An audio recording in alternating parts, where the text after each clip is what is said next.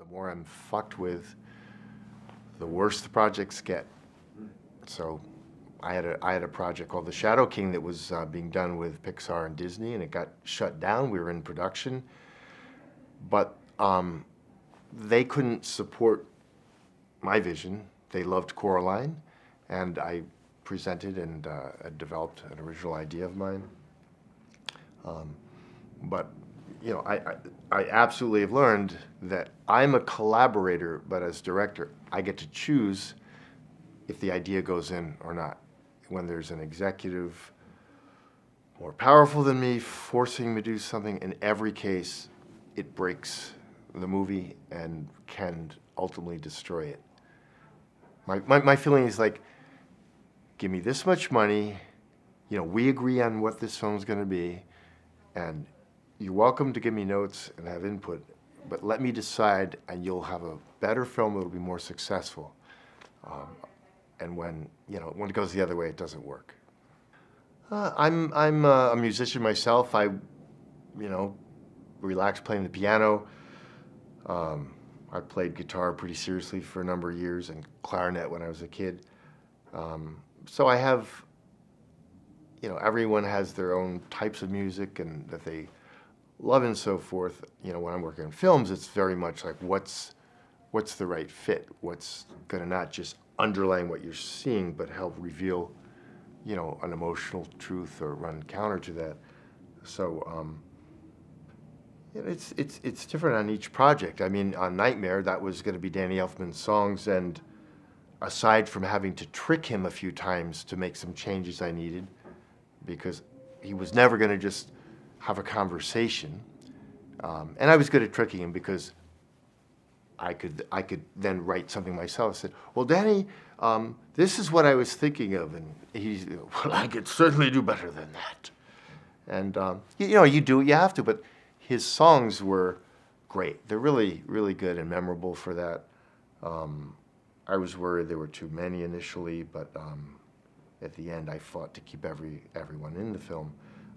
But in that particular case, those songs became sort of like the signposts of that movie, very critical. And how we, develop the storyboards and visuals to work with those signposts and work in between became, much more of a dance than any other project that I worked on. James the Giant Peach had a handful of songs. Coraline's all. Well, we had temp music that was done by the actual composer, Bruno Coulet. That was all done post-scoring. Music in Coraline in particular, it was very, very difficult to find the composer that sort of the magic of true childhood, which has real fears that, it's what are kids really like? They turn over rocks, they see bugs. If there's a dead animal, they want to know. They want to know about everything. I listened to so many different film composers before finding Bruno Coulet. Like I'd seen a couple of his films. Winged Migration had been this huge hit from France, so I knew it. And then there was a film I hadn't seen, Microcosmos, about bugs.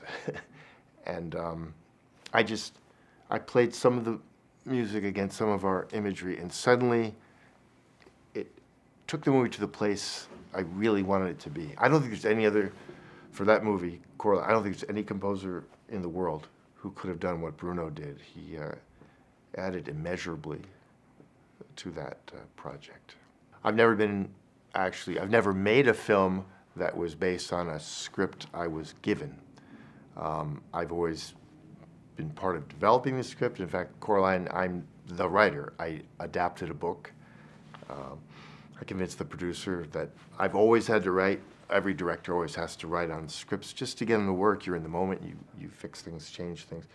And Coraline took a very long time because the book's great and it's intimidating.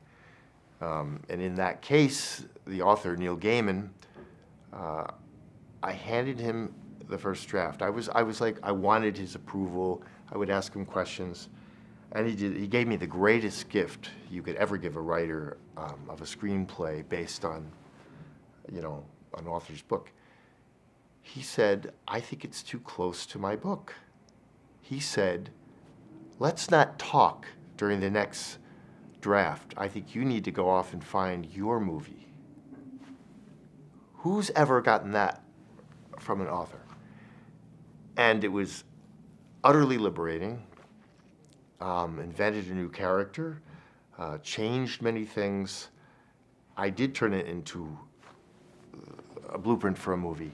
And man, I was terrified because I changed so much. My goal had always been, it has to still feel like the book, even if there's many things changed. But, you know, I turned it into the producer, Bill Mechanic, and he loved it. He said, you've done it. This is a movie we can make. Finally, Neil had to see it, and he loved it. I mean, unbelievable. So where it mattered most, I got support from the person that you least expect to when you do an adaptation.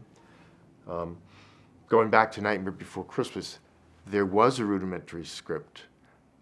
This guy, Michael McDowell, who had written Beetlejuice,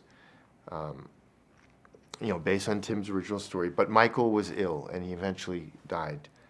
He wasn't in top form. And so it was basically, I knew Tim, I knew his original idea. It was jettisoned. We had 2 songs from Danny Elfman, and we went into production without a script, which is insane. But we had this deadline. I mean, we'd given ourselves, you know, enough time to do what we needed to do. And we basically found the story while, with these couple of songs, others coming, we started creating the link between in our story department. Because in animation, your story department they're writers who draw. They turn it into visuals. So we started working out the script, building around the songs. And then after I think there were 4 or 5 songs, and we kind of flushed that out, Caroline Thompson, who's a very gifted screenwriter, and at the time was Danny Elfman's girlfriend. He said, well, we should bring in my girlfriend. She's pretty good. And, you know, what has she done? Well, she worked with Tim before and done amazing things. Then she came in to take it to that next step. But the screenplay was written when we'd already gotten almost halfway through figuring out the movie. And she added a lot. And there was a couple of ideas from Michael McDowell's original script we kept, like Sally jumping out a window and breaking to pieces and, oh my God, but then sewing herself back together. But so there's a case, you know, I did the adaptation and got amazing support from the author of the book. And in another, we started a movie without a script, and it worked out somehow. You know, no one does that. On other films, I worked with the writers, and eventually that's where I got frustration and why I was so determined to do Coraline myself. Now, I have been given scripts for other projects that I've liked or not liked. It just so happens that none of them have happened. I am meeting with a writer tomorrow and someone, potential, you know, financier.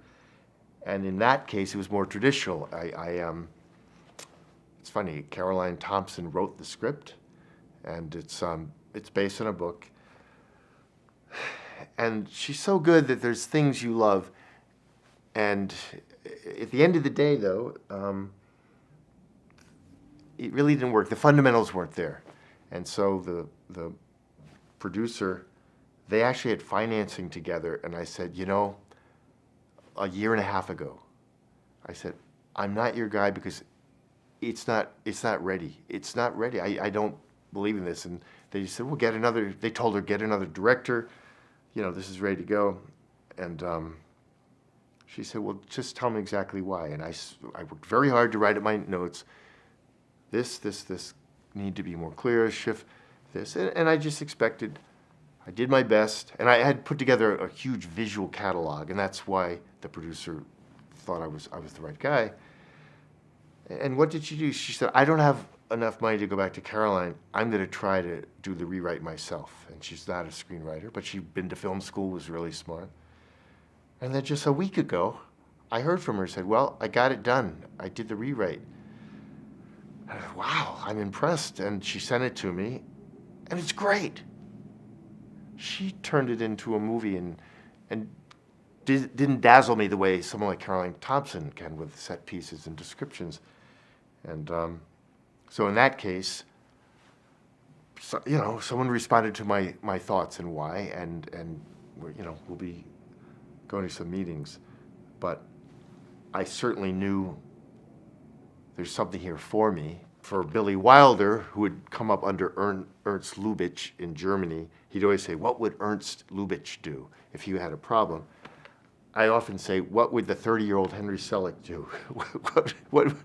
Like, how do I get back to that guy who hadn't already been through Hollywood and all that shit, like just was more primal.